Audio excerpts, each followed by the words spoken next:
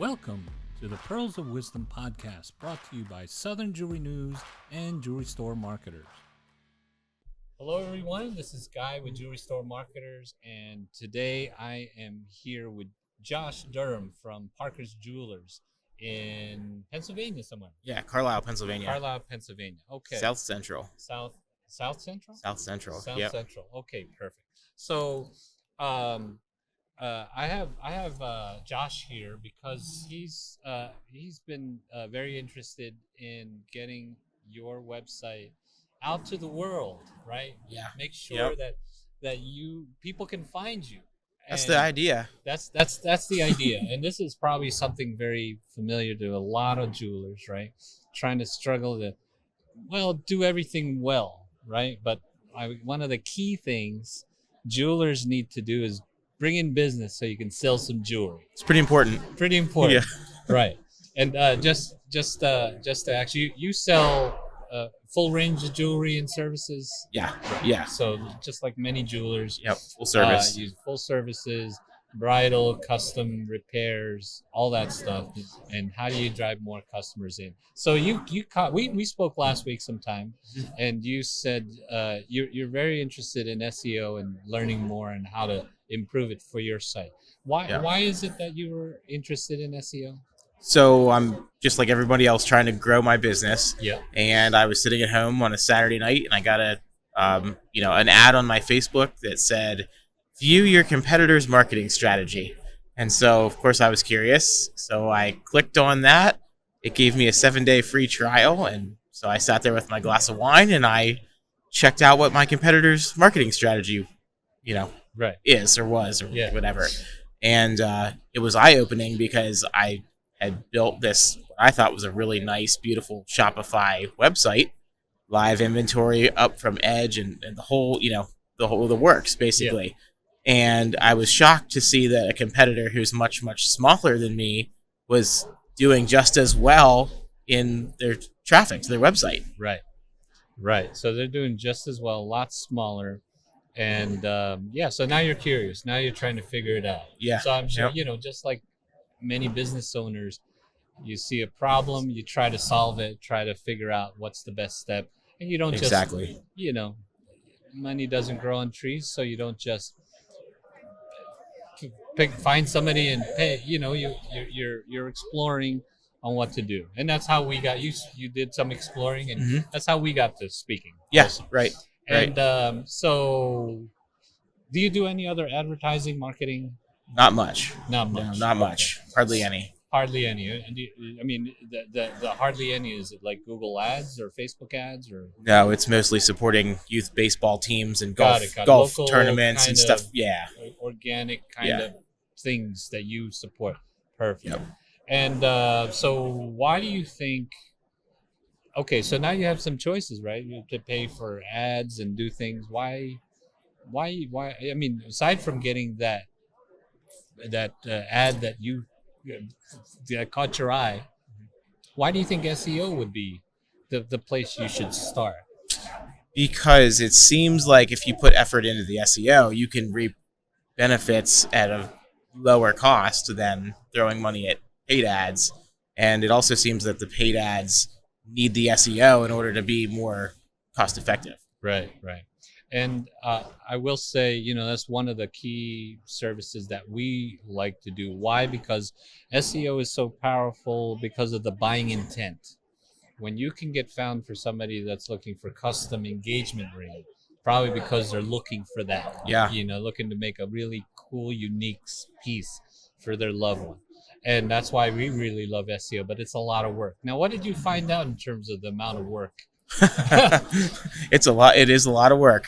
I started doing the titles, the meta titles, the meta descriptions, plugging all that stuff into Edge. Right. Using a lot of AI to, help come up with what those should be. Yeah. It's a lot of work, but it does seem to be doable in small pieces. Right. And honestly, that's really, SEO, all the different things that go into SEO, they're not difficult to do.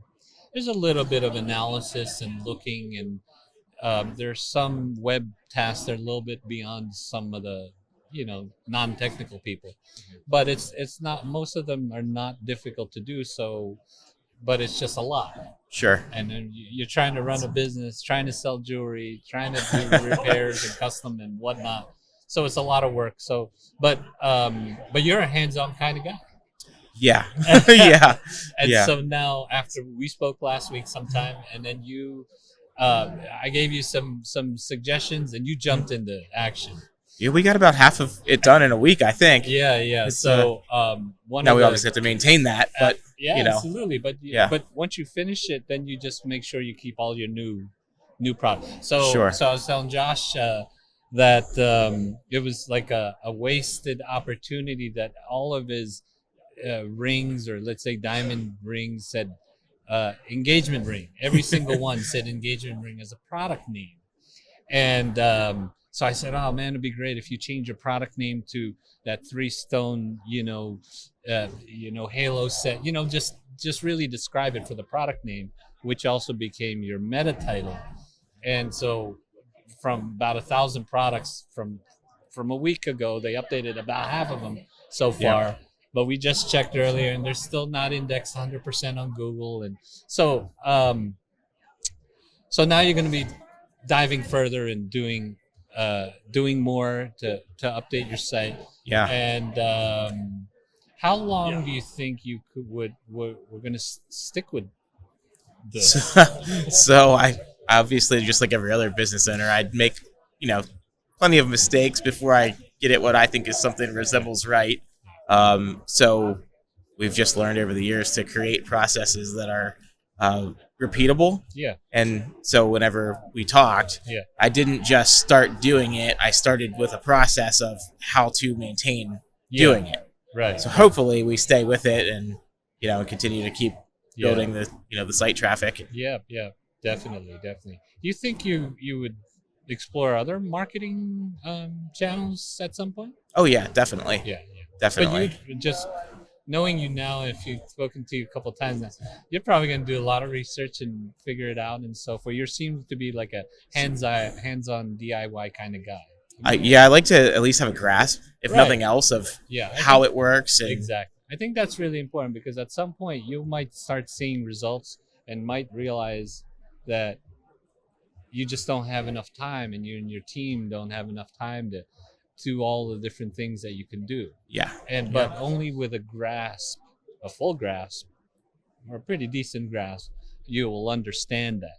And that's good. And I think that's really important for all business owners, jewelers, to kind of get a really good understanding. You can't just blindly say, "Okay, let's do this. Yeah. Let's do this thing." And it's hard to understand. I had no idea how much there was to it. And you've been a huge, huge help with explaining what this means and how do you go about fixing, different parts of the site that Right. I had no idea. Yeah, there's a lot. So I'm glad I can offer some assistance. This is I do this for you. Call me up. I'll be more than happy to provide assistance.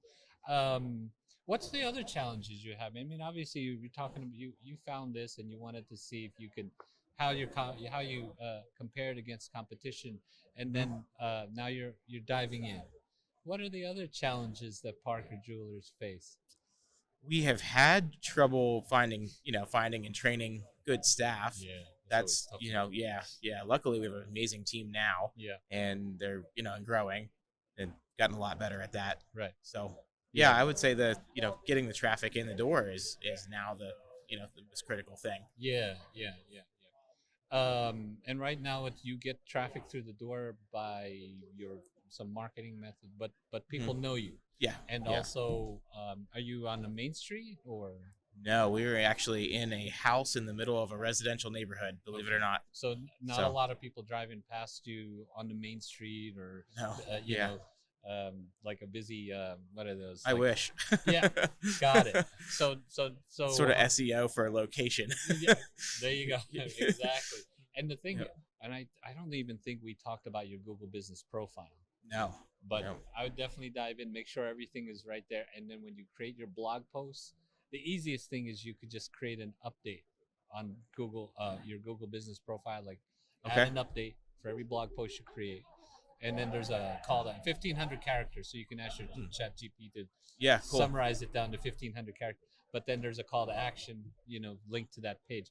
Okay. But and those in some ways, if you're optimizing and really doing more with your Google Business Profile, getting reviews and so forth, it could provide more customers than your social media platforms, Okay. Good because to a know. lot of them are just social media. A lot is like supports your other, when somebody's searching and they're like, oh, maybe Parker's, and then they see social media and they're like, oh, okay, they look like they got it together, they got a lot of cool stuff, and it kind of supports. Okay. The Google Business Profile could actually bring you customers. Cool. All right. Because they'll even request a phone number. They can click on the phone number, request directions. That's where I go when I'm looking for anything. Right. So definitely get your, do your Google, ask everyone for a Google review. Yeah. I should take my own advice. Yeah. I'll give you a Google review. Yeah. Hey, perfect. 5 stars. We're gonna hold them to that. But yeah. So now you're starting on this journey with SEO, and how long has Parker's been around? 52 years. Wow. Yeah, my grandparents started it. 52 years, and now you've taken over. And yeah. My wife and I how are long now? 8 years. 8 years. Yep. Okay, so now it's your business to move and grow and expand. Yeah. And, wow. Yeah, we've had a lot of fun. I mean, it's been growing, thankfully. Yeah. And so you do a lot of custom and so forth. You do the work as well inside. Not as much as I used to. Got my wife and I are both trained bench jewelers, but we've kind of grown into more management roles and sales and that sort of thing. And we have jewelers on staff now that do a lot more of the work. Perfect. Although I do like to have a day at the bench once in a while. There you go. But obviously it's tough to trust those, your bench jewelers if you didn't sit there yourself. Exactly. Yeah. And know how that goes and the challenges and when they have a bad day, I know why. And whenever they had a good day, I know why. Exactly. And I think that's really important. With this our conversation, even this podcast, a lot centered around marketing. If you don't have even an understanding, a little bit of grasp, it's tough to kind of hire someone or oversee something. It's if you don't have a grasp, just like with the bench, doing those repairs. Yeah, right. You don't do it yourself. It's hard to, somebody might come in and just say, oh, I can't get to all that stuff yet because I'm busy. Sure. And you're like, busy with what? This, we don't know what you don't know. Yeah, you don't know what you don't know.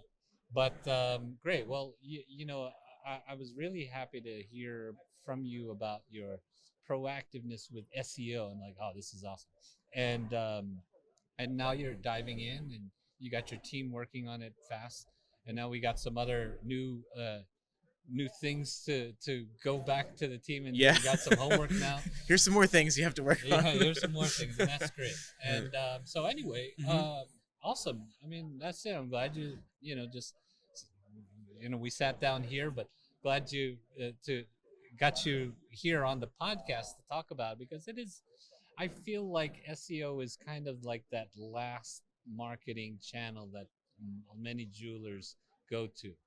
A lot of them start with just social media, at least once a week, once a month, or whatever. Or if they could do more, they hire a part-time girl, and then sometimes they boost some of those social media posts, and then maybe they do a little bit more.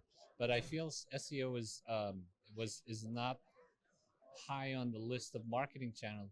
One, because it's hard. It's like there's a lot to it, hard to know, and there's a lot of companies also that say, "Oh, just do this," and you do.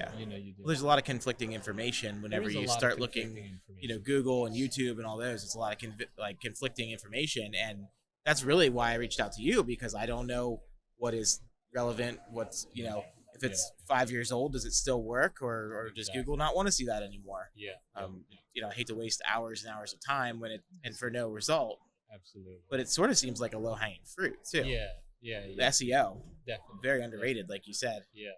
Did you talk to anybody else about SEO? Okay. Nope. Well, you better go shopping around. Anyway, hey Josh, man, thank you. Thanks for stopping by here, and thanks for joining the podcast. So you could just kind of talk about your experience with with SEO, and you're trying to get more people to your website. It's it's a little disconcerting for a business owner, right? They Google that product or service and they don't find themselves, and they find the competition, and they're like, how do I get there? Yeah.